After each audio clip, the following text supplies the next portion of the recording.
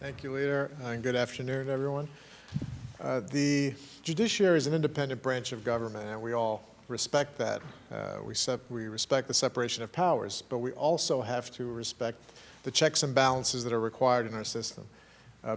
Just because they are independent does not mean they should be unaccountable, and the bills that I have in this package all have one thread in common, and that is to shed light and let the public know what is going on as it relates to the judicial branch.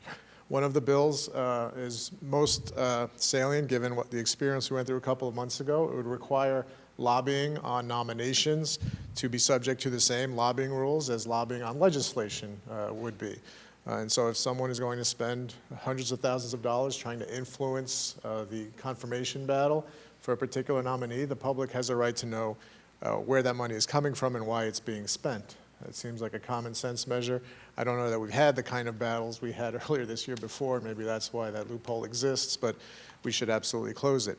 Another bill similarly would apply the same rules to the judiciary as applied to us in the legislature or executive branch officials, which is our financial disclosure forms, which we just filed yesterday officially, should be made public and should be available online the way they are for all of us. These are public officials who are subject to conflicts of interest in their cases, the way we would be when legislation is pending before us, or the way the governor or her staff would be when there are matters pending before the executive branch. Let the public know, let the public see what may possibly be a problem there. And the third bill I have in this package would once again require public reporting for judicial performance, caseloads that are slow to move through the process, cases that are overturned.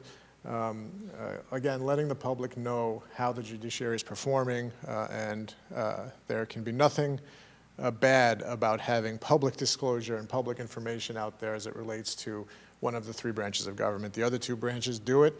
You guys are on us all the time, scrutinizing us with information that's made public, and our judges should be no exception to that.